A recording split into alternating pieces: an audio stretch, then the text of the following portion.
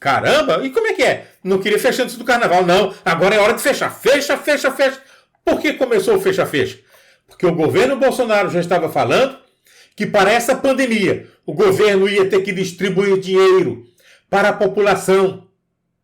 Porque quando fechassem os clubes, quando fechassem os cinemas, que era necessário fechar, a lei estava prevendo isso, muita gente ia ficar desempregada.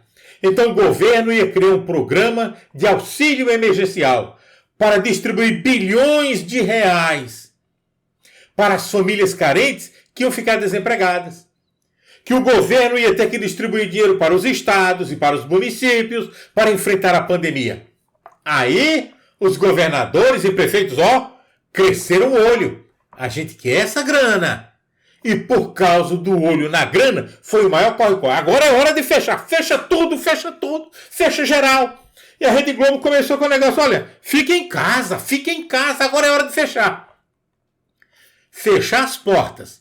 Depois que o ladrão entra, meus amigos, fica muito mais difícil. Não quiseram fechar as portas enquanto o ladrão estava do lado de fora? Agora quiseram fechar as portas depois que o ladrão entrou. Aí era tarde. Mas mesmo assim foi lá. Fecha tudo, fecha geral. Lockdown. Tá bom. E o presidente Bolsonaro disse, tá certo. É isso que vamos fazer. Era isso que eu queria ter feito desde o início. Nós queríamos isso desde o início. Vamos começar então a fazer o lockdown. Mas aí, meus queridos, os nossos queridos governadores, entraram com uma ação no Supremo Tribunal Federal para passar para eles todo o poder de fazer o fechamento como eles queriam e de tomar todas as providências como eles queriam. O que foi que o Supremo Tribunal Federal fez? O Supremo Tribunal Federal retirou os poderes constitucionais do presidente Bolsonaro e os transferiu para governadores e prefeitos para gerenciar a crise Covid-19. Literalmente, o presidente Bolsonaro foi amarrado pela nossa Suprema Corte e não deixaram o presidente Bolsonaro gerenciar a crise da pandemia Covid-19, que era objeto seu. Era função do presidente, função constitucional. Era um problema de ordem nacional. Era dele a competência. Mas o Supremo Tribunal Federal tirou a competência do presidente da República, tirou os poderes do presidente da República e os transferiu para prefeitos e governadores, para fazerem como eles quisessem, a seu bel prazer. E essa é a palavra certa. Governadores e prefeitos fizeram as coisas, fizeram lockdown, fizeram fechamento, um monte de coisas a seu bel prazer, do jeito que queriam, do jeito que gostaram. Eles mostraram o seu lado ditatorial. Depois a Suprema Corte diz o seguinte, não, nós não tiramos os poderes do presidente, não. A gente só fez dizer que governadores e prefeitos podiam, juntamente com o governo federal, tomar as providências cabíveis. Ora, a própria Lei 13.979 já dizia que o governo federal ia tomar providências juntamente com governadores e prefeitos. Porém, a primazia, o cabeça da operação, era o governo federal. E o presidente Bolsonaro perdeu esses poderes. Então não adianta a Suprema Corte dizer que não tirou os poderes do presidente, porque tirou. Esta ação da Suprema Corte foi uma verdadeira violação de competência. Foi uma verdadeira vergonha. Um poder interferindo nos poderes na área de atuação de um outro poder. Foi uma invasão de competência. Todo mundo falava isso, menos o pessoal de esquerda. Olha só essa matéria aqui do UOL. Está bem grande aqui para você ver, né? Eu coloquei algumas coisas em negrito para a gente comentar rápido. Você pode ver, essa publicação da UOL foi do dia 15 de abril de 2020. Olha a manchete do UOL. Você pode ver isso aqui no site da UOL. O endereço está aqui. Faz aí o seu print, onde está o meu cursor, tá? Olha a manchete da UOL. STF dá poder a estados para atuar contra o Covid-19 e impõe revés a Bolsonaro. Caramba, a própria UOL, que é de esquerda, está reconhecendo que a Suprema Corte retirou poderes de Bolsonaro. E o que eu quero ler é isso. Olha só, isso aqui em negrito que eu destaquei. É um destaque meu, tá? A decisão da Suprema Corte de tirar poderes do presidente e transferi-los para governadores e prefeitos, repetindo, a decisão esvazia os poderes do governo Jair Bolsonaro sobre a definição de quais atividades não poderiam ser afetadas pelas medidas de isolamento. Olha só, meu Deus! Em meados de abril, logo depois que a crise sanitária estava instalada, quando o governo já tinha iniciado os procedimentos, o governo federal, o presidente Bolsonaro, já tinha iniciado os procedimentos desde 2019 para combater a crise, o Supremo Tribunal Federal tira os poderes do presidente e repassa tudo para governadores e prefeitos, a pedido destes, a pedido dos governadores e prefeitos. Por quê? Porque o que eles queriam era dinheiro. Bolsonaro, fica quieto aí no seu lugar. Quem manda somos nós, mas nós queremos dinheiro. Manda dinheiro para nós, manda dinheiro. Você fica calado, fica quietinho aí no seu lugar. A gente aqui que faz tudo, mas a gente quer dinheiro. Manda dinheiro para nós, manda dinheiro.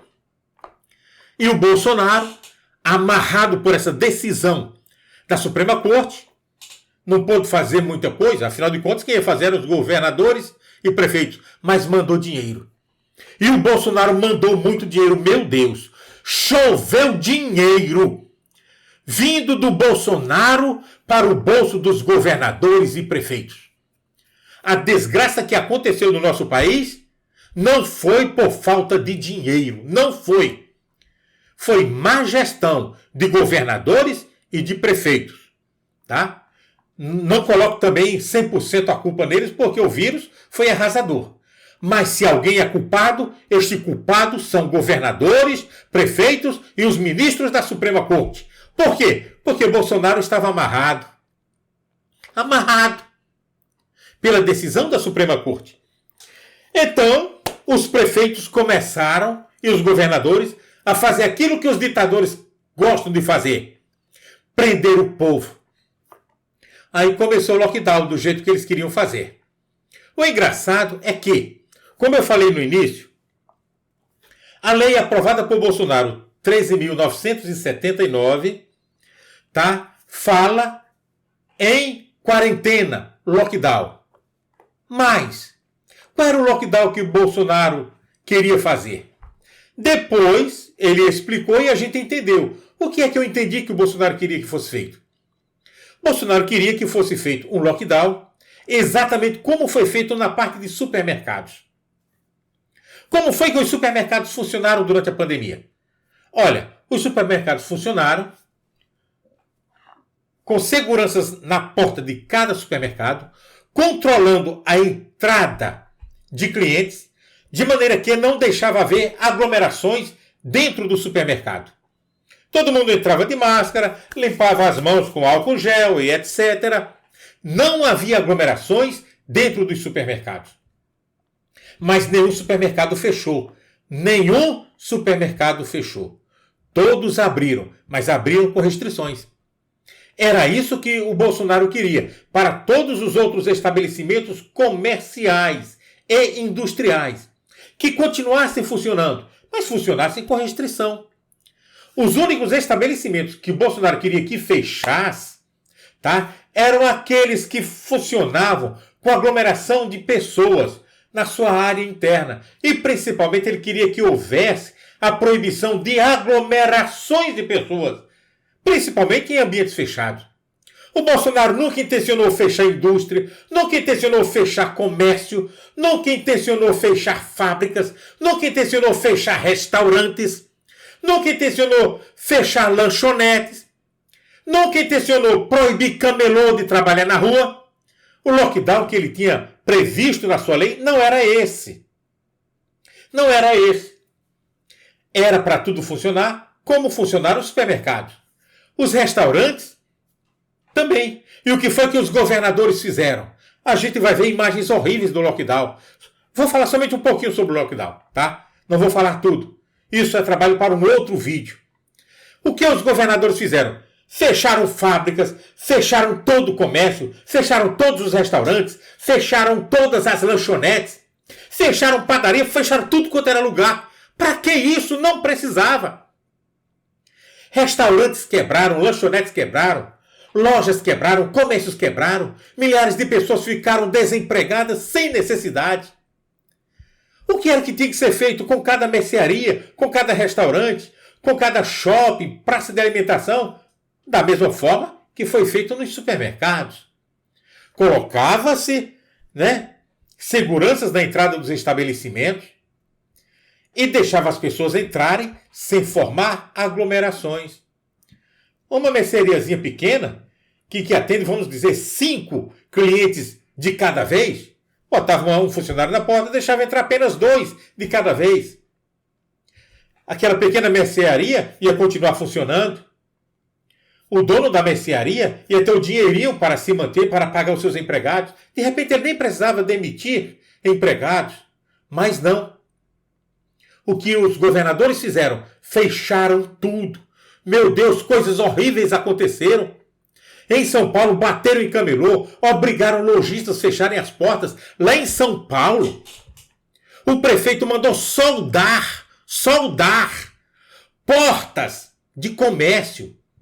Mandou soldar portas de lojas, portas de mercearia, soldar. O pobre comerciante ficou sem nada, foi obrigado a demitir seus funcionários.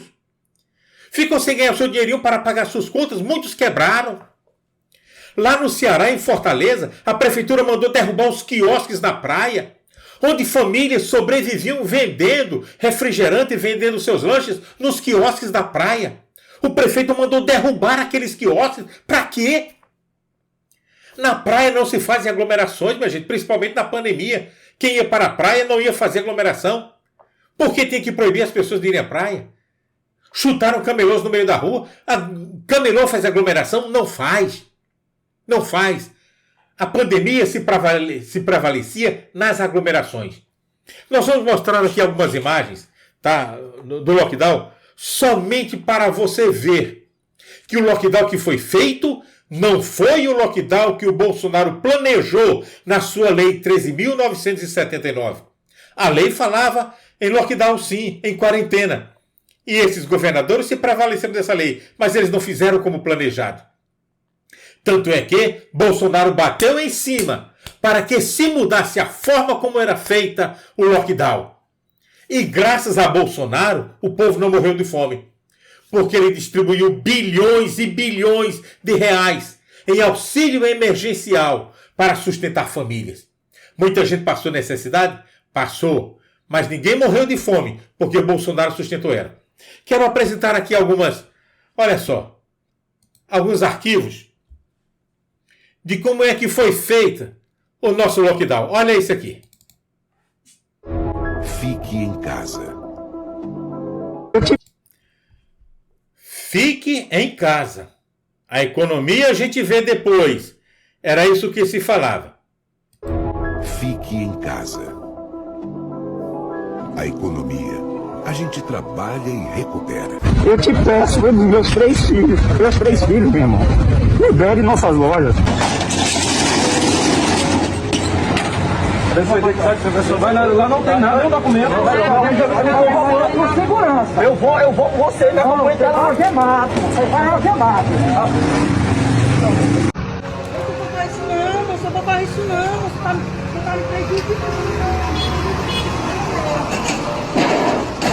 prejudicando, mano. Está considerado já o maior crime que um governador cometeu.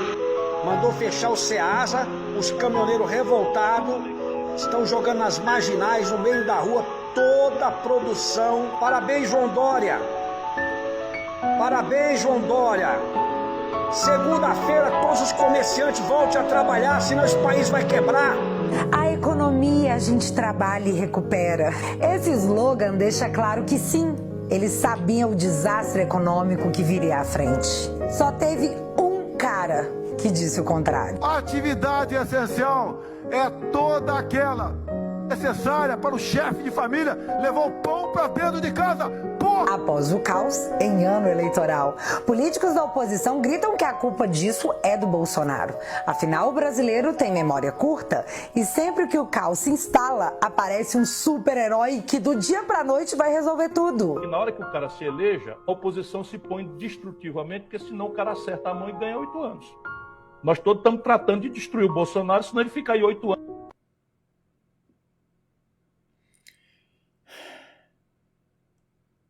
Eu vou repetir isso aqui. Olha o que o Ciro falou. A oposição se põe destrutivamente, porque senão o cara acerta a mão e ganha 8 anos. Nós todos estamos tratando de destruir o Bolsonaro, senão ele fica aí 8 anos. Muito bem. Essa foi a nossa princesa Bárbara, que falou isso e falou muito bem. Olha só o que o Ciro falou no finalzinho disso aí. Nós temos que dar um jeito de destruir o Bolsonaro, senão ele vai ficar 8 anos. Triste isso, não é? Triste isso. E toda essa esquerda usou a pandemia para perseguir o Bolsonaro. Tudo isso que eles faziam. Esse lockdown maluco, esse lockdown louco, esse lockdown assassino, tinha um objetivo: derrubar o presidente Bolsonaro. Eles usaram a pandemia, usaram a cova, usaram o caixão, usaram a lágrima do povo para perseguir e derrubar o Bolsonaro. Tudo isso aí tinha esse objetivo. O Ciro falou tudo. Que coisa cruel, meu Deus. Que coisa cruel. Bom, então, em março, abril, o vírus estava quebrando geral, estava quebrando no mundo. Estava quebrando no mundo. Pessoas morrendo, milhares de pessoas morrendo. Meu Deus, foi um terror. A gente ficava preso dentro de casa com medo. Com medo. Porque tinha um monte de gente assustando a gente. Fique em casa, fique em casa. E pessoas querendo trabalhar não podiam, pessoas que precisavam do seu pão não podiam, gente que podia trabalhar sem fazer mal a ninguém, como é o caso dos camelôs. Se o camelô fosse lá para a rua vender o seu espetinho de churrasco, fosse vender a sua banana, alguma coisa, ia fazer mal a alguém? Com toda certeza, não. O vírus se proliferava nas aglomerações, com toda certeza. Só tínhamos que fazer em todos os ambientes, assim como fazíamos nos supermercados. Nenhum supermercado fechou, nenhum. Todos funcionaram. Mas funcionaram dentro do equilíbrio. Sempre ficava alguém na porta, na entrada. Tá controlando a entrada de clientes para que não houvesse aglomeração dentro do supermercado, dentro do espaço fechado. Saía um, entrava o outro. Só entrava o outro quando esse um primeiro saía. E tudo funcionou bem. Tinha que ser assim em todos os outros estabelecimentos. Bom, a pandemia dominou o mundo, matou gente pra caramba. Então veio aquele negócio, né? A nossa esperança. Qual é a esperança? É uma vacina. Precisamos de vacina, precisamos de remédio. E todo mundo procurava remédio, mais remédio e vacinas. Então veio a promessa da vacina. Tá tudo bem. Na lei proposta e aprovada pelo Congresso, sancionada pelo Bolsonaro, essa mesma lei, 13.979, já previa a compra de vacinas. Já previa, já estava falando. Então o governo queria comprar vacina. Então ou chegou uma notícia, olha, maravilha, tem uma vacina. Tem. Traz essa vacina para cá, todo mundo queria vacina. Bolsonaro queria vacina, olha, a vacina chegou, que bênção, que maravilha. Por isso agora todo mundo tem que ser vacinado. A lei do Bolsonaro dizia, vacinação obrigatória, está escrito na lei. Vamos comprar essa vacina. Todos nós nos animamos, foi aquela alegria maravilhosa, não sei quem, a Pfizer, a Janssen, a Coronavac, não sei mais quem, tem vacina? Tem. Quando a tal vacina chegou, alguém falou para Bolsonaro, olha só, Bolsonaro, essa vacina está começando agora, tá? A gente desenvolveu agora, há poucos dias. A gente não sabe se ela é eficiente, não sabe se vai dar certo. A gente não sabe as consequências, a gente não conhece os efeitos colaterais. Então, quais são as consequências, as coisas que vão acontecer depois da vacinação? A gente não sabe. Não. Então, nós, laboratórios e fabricantes de vacina da Covid, não nos responsabilizamos pelos efeitos colaterais dessa vacina. A gente não dá nenhuma garantia. Se morrer alguém, o problema não é nosso. Se ficar aleijado, o problema não é nosso. Se virar jacaré, o problema não é nosso. Se virar lobisomem, se virar vampiro, se virar homem-aranha, se virar homem-gavião, o problema não é nosso. A gente vende a vacina, vocês aplicam e o problema é de vocês. Aí o Bolsonaro disse, olha, mas não pode ser assim. Tem que ter uma garantia para essa vacina. E os fabricantes disseram, tem que ter uma garantia sim. Nós queremos que seja dada uma garantia, mas vocês, compradores da vacina, é que vão dar essa garantia para o povo. Vocês vão garantir essa vacina. Bolsonaro, você é que vai dar garantia para o povo. Todas as consequências pós-vacina, você assume. Nós, os fabricantes da vacina, não assumimos nada. Aí o Bolsonaro, com toda certeza, deve ter quicado pra caramba. Olha só. Esse arquivo que eu vou mostrar aqui, resgatei da web, não sei exatamente da qual lei ou de contrato foi. Mas os contratos, tá? Principalmente aqueles emergenciais que eram feitos entre os fabricantes da vacina e seus compradores, diziam o seguinte: reconhecimento do comprador. O comprador da vacina, do remédio, reconhece que a vacina e os materiais relativos à vacina e seus componentes e materiais constitutivos estão sendo desenvolvidos rapidamente devido às circunstâncias de emergência da pandemia de Covid-19 e continuarão sendo estudados após o fornecimento da vacina para o comprador de acordo com este contrato.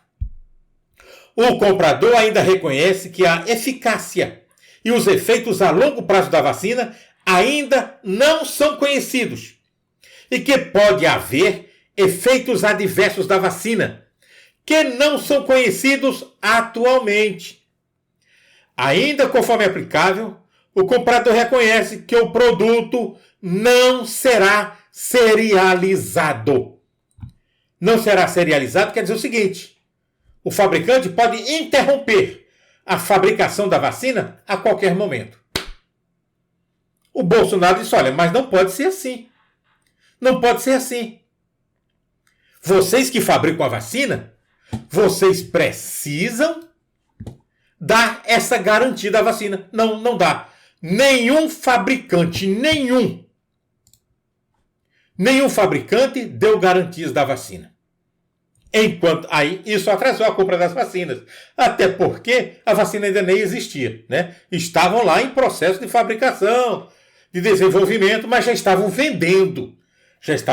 Bolsonaro queria comprar. Isto foi uma das causas do atraso da chegada da vacina no Brasil. Enquanto isso, a pandemia matando gente, meu irmão, matando gente a rodo. E aí, enquanto essa pandemia estava matando gente, nesse período aí, 2021, eu queria mostrar um outro arquivo para a gente ouvir a fala de dois especialistas em doenças, principalmente em gripes, em epidemias, em vírus, essas coisas assim. São dois especialistas com opiniões diferentes sobre o mesmo assunto, Covid-19. Quero mostrar para vocês vão ver e ouvir agora, esse bate-papo entre esses dois doutores. Dr. Drauzio versus Dr. Varela. Por favor, preste bem atenção. Primeiro porque esse vírus não tem esse potencial. De cada 100 pessoas que pegam o vírus, 80, 90 pessoas têm um resfriadinho de nada. Quem minimiza essa situação, não é nada, isso vai passar logo, é irresponsável. Na epidemia chinesa, abaixo de 10 anos, nenhuma criança morreu. Nenhuma, zero. Na faixa de 10 a 40 anos, de cada 1.000 que pegaram o vírus, 2 morreram. Vou repetir, de cada 1.000, 2. E a gente não sabe quem foram esses 2, se eles tinham problemas imunológicos, se eles tinham doenças associadas, se eram fumantes que tinham lesado o pulmão, a gente não sabe. A mortalidade vai aumentando depois com a idade. Chega aos 80 anos, a mortalidade pelo vírus é ao redor de 15%. Tudo bem, não é baixa, que cada 100 que pegam, 15 falecem, mas aos 80 anos tudo fica grave. Gripe aos 80 anos é grave. Dengue é grave, chikungunya, tudo fica mais grave depois dessa idade. Além do que a mortalidade depois dos 80 anos aumenta sozinha, não precisa de vírus nenhum para ajudar, não é? Então essa é a realidade. Porque não vai ser assim. Essa epidemia se dissemina. Olha o que está acontecendo com os outros países. Dá para ter uma ideia o que vai acontecer com o nosso. Pode não ser igualzinho, mas olha o que vai acontecer. Como é que você pode dizer que isso é uma coisa que não tem muita importância? Uma epidemia em que muita gente morre e que tem problemas de saúde graves. Tem que levar isso com a maior seriedade.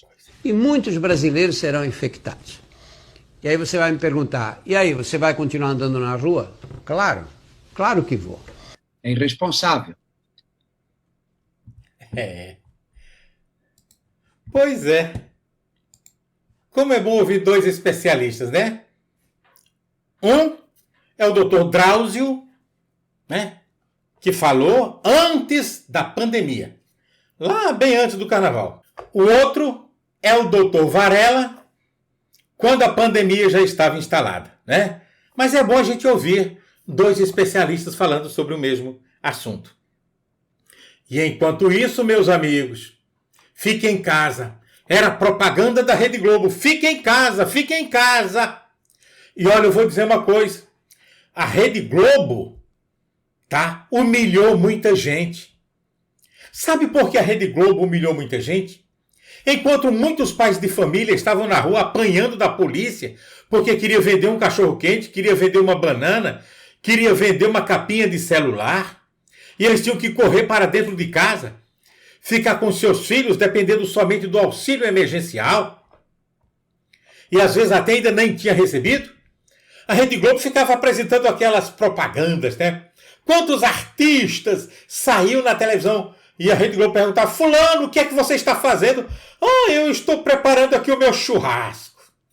Beltrano, o que é que você está fazendo? Eu vou preparar o meu caviar. Beltrana, o que é que você está fazendo? Eu vou dar banho no meu cachorrinho. E outra lá ficava fazendo um monte de frescura. Todo artista da Rede Globo cheio da grana, né? Grana que eles receberam do povo por meio da Lei Rouanet. Estavam cheios da grana. Esse povo todo se apresentando na televisão. Estou aqui dentro de casa, fiquem em casa sem fazer nada, mas na maior luxúria, com banquete dentro de casa e muitas outras coisas. Enquanto isso, a população pobre assistindo televisão, passando necessidade. Se não fosse o Bolsonaro para distribuir dinheiro para milhões de famílias, o que seria desse povo? A Rede Globo humilhou a sociedade brasileira com a sua propaganda do Fique em Casa. Aquilo era uma humilhação. Artistas e mais artistas se exibindo, mostrando as suas casas luxuosas, os seus banquetes, os seus churrascos, né? As suas bebedeiras, as suas farturas, enquanto o povo passava necessidade. Olha a Rede Globo, você humilhou o povo brasileiro durante a pandemia. E aí eu pergunto, meus amigos, quem é o genocida? É o Bolsonaro, que não queria deixar acontecer o carnaval? Ou essa multidão de pessoas aí interesseiros que queriam carnaval e mais coisas. Quem é o genocida? É o Bolsonaro, que sustentou a família brasileira por meio do auxílio emergencial? Ou eram esses governadores e prefeitos que batiam na população lá no meio da rua, que trancou o povo em casa? Eles são os verdadeiros genocidas.